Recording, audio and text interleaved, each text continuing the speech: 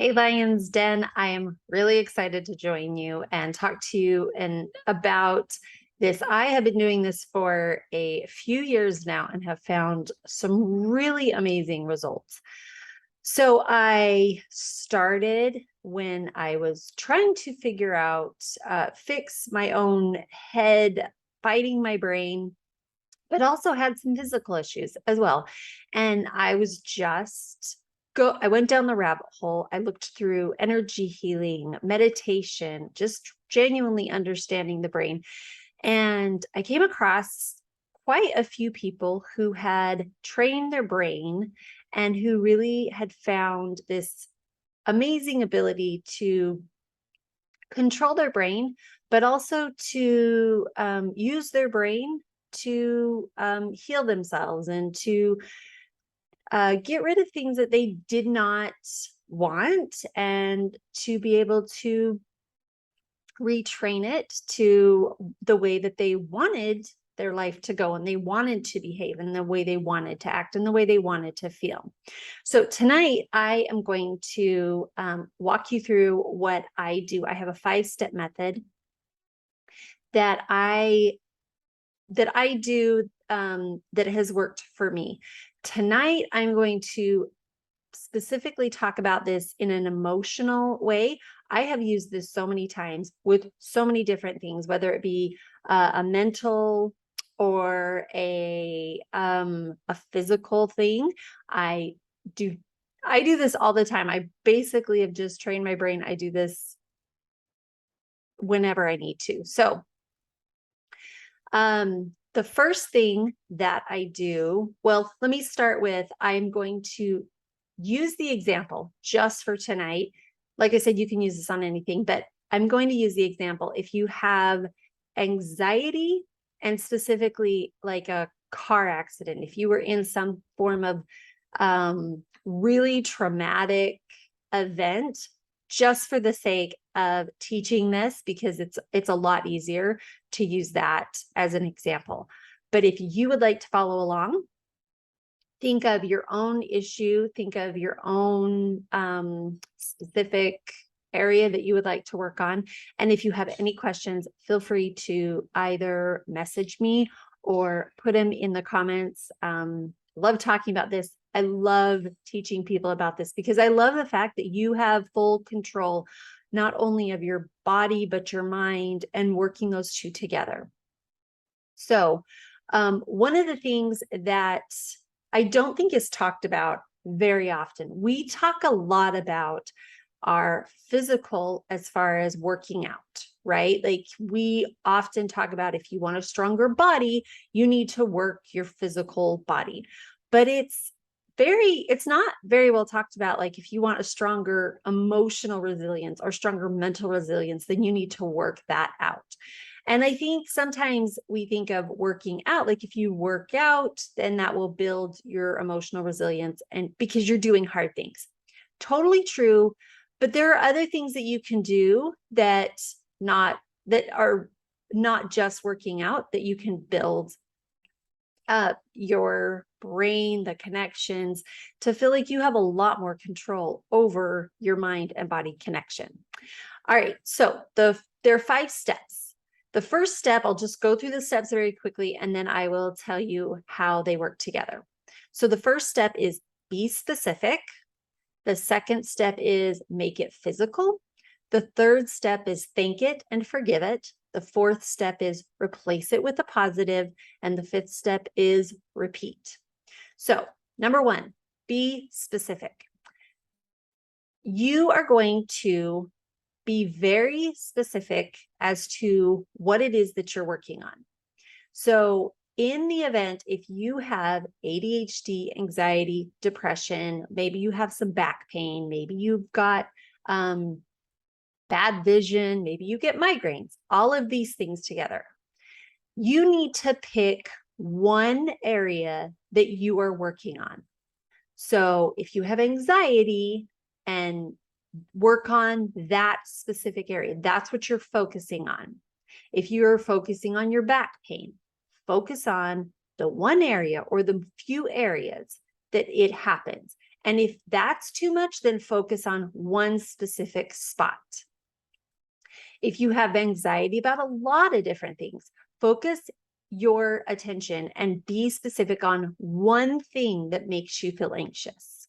If you're with using the example of a car accident, if you were in a car accident and now you have anxiety about driving or being in a car, maybe let's say you were in the back seat. So maybe you can drive and you're fine, but being in the back seat all of a sudden now causes you an anxiety attack.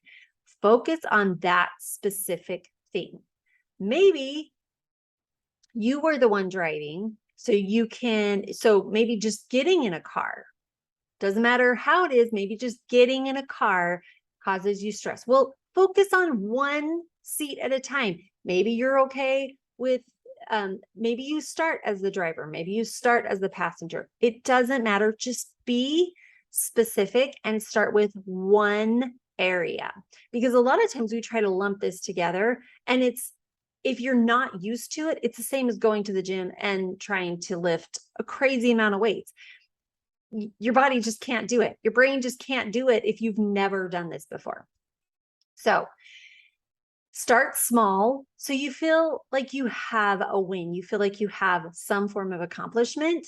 So I want you to hold on to whatever feeling that you want to work on. Start small, but hold on to that feeling. The second thing is, this is going to be uncomfortable, but that is a good thing. Same as lifting weights. It is uncomfortable. It is not fun. As you are pushing that, as you're doing multiple reps, as you're lifting that weight, this is not a pleasant experience, but you want to focus on that unpleasantry because that is what you want to change. Okay. So maybe you need to sit in the car to create that anxious feeling. Do whatever it is that you need to bring that feeling up. So I want you to think of that specific feeling and I want you to hold on to it. That's what be specific is. Really hold on to it. And a lot of times we are so in the habit of pushing that away, and I don't want to think about it, and that's too stressful. And maybe you're so worried that now it's going to bring up an anxiety attack, or it's going to bring up other pain. It's going to cause all this other stuff. The part is you want to hold on to that. Okay. The second part, make it physical. Now, this part is a little foreign to a lot of people, but is what I want you to do is, as you're holding on to that uncomfortable, maybe it's pain, maybe it's just an uncomfortable feeling, I want you to think of a way to make it a physical object. So there is no wrong way to do this. A lot of times I will have people start, because it's a very easy visual of it like being ice, and it starts to melt. As you're getting rid of it, it starts to melt and you can feel it starting to drip down, and maybe it washes down a drain or it washes down a river, but it's washing away. I have done this with little kids, and I have told them it's a balloon and it flies away. It's a rocket and you shoot it up into the air. It is maybe you feel like smoke is surrounding you, and so there's a breeze that starts to move that smoke away. Again, whatever it feels like, you can add a color to it, you can add a smell, you can add as descriptive as you want to be. But that making it physical, making it something that's physical, helps you hold on to it, but it also gives your brain a trigger as to how to let it go. So the next part is you're going to thank it and forgive it. So as you are starting to, I'm going to use washing down the drain. As you're starting to wash this down the drain, as you're starting to feel like that anxiety is melting away, that fear, that stress that was this big ball of just ice, maybe you're starting to feel as it melting away. And you're starting to feel as if it's washing down, getting that relaxed feeling. I want you to thank it and I want you to forgive it. That is the third step. Now, thanking and forgiving it, you may say, why would I thank this? Like, this has been a horrible part of my life. The reason you're thanking it is because, in all honesty, our brain holds on to things because it thinks it's helping us. So maybe it was keeping you from another, like it thought that it was, if I do this, then I'm going to keep her safe. Our brain really holds on to something for three reasons. Number one, it's trying to protect us. Number two, we feel like we have to punish ourselves. And number three, it's getting us a need. That need is variety, consistency, love and connection, significance. Those are the different needs. So in an accident, if you were in an accident and now you have this anxiety, this fear, this stress inside of you, it is probably protecting you. It's probably protecting you from, now you're realizing that it can be very dangerous on the road. And so it doesn't want that to happen again. So what you're going to say is, thank you. I appreciate that you were trying to protect me, but I don't need this. I don't want this. And this is all together. This is why it takes a little bit of practice, is because you're doing this all together. As this ice is melting, you can say, thank you. I appreciate this, but I don't need this. The next part of that is forgiving. It's a big part, is forgetting or forgiving all of those people who are involved. And a lot of times it's forgiving yourself. So if, let's say you were the driver, maybe it's forgiving yourself and allowing you to say, you know, I made a mistake. I'm a better driver now. I now understand, and I learned from that experience. Maybe somebody else caused the accident and you need to forgive them. And forgiving does not mean it was an okay event, does not make it okay, does not make what happened okay, because it could have been a genuinely horrific event that caused this in your life. But the reality is, by forgiving and letting it go, it's saying that you don't need this pain anymore. It's saying that you don't want this pain, you don't want this emotion stuck in, and you're now going to let it go.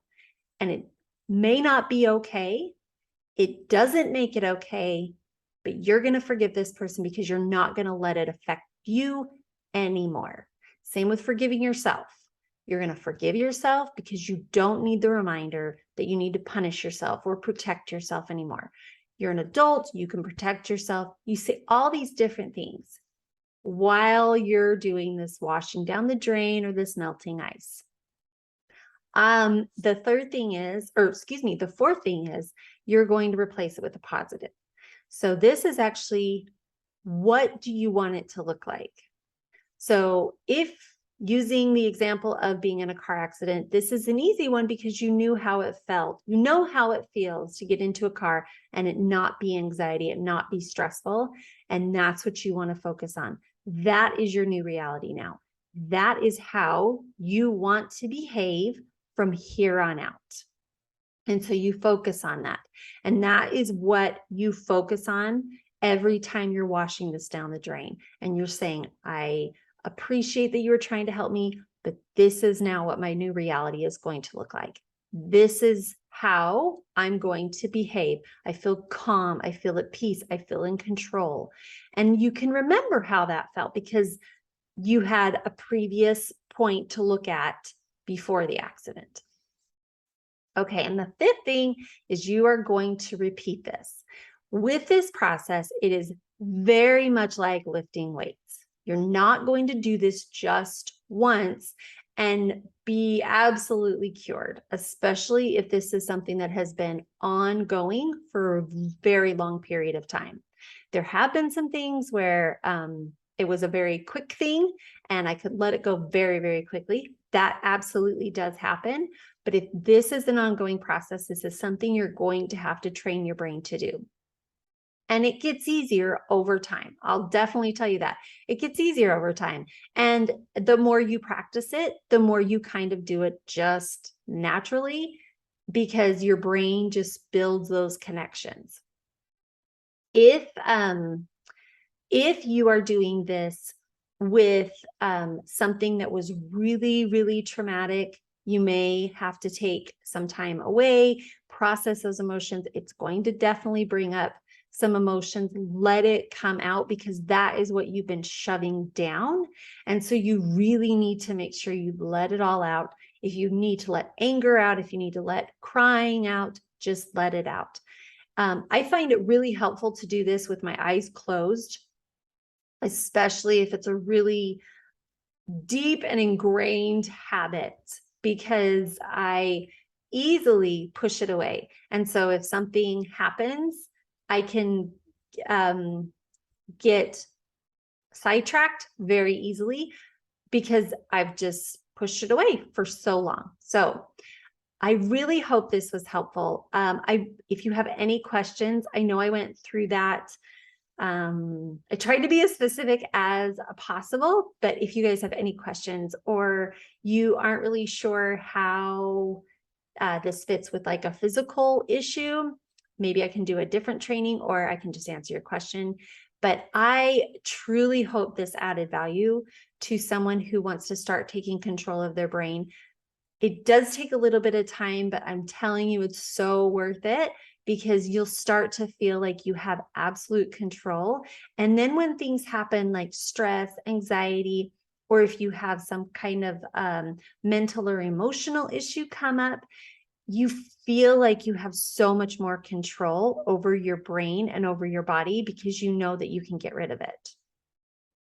So I hope you all have an amazing day, and I can't wait to hear from you guys. And I want to hear your success stories about this. So please contact me, telling me how your experience was, because I love hearing about that.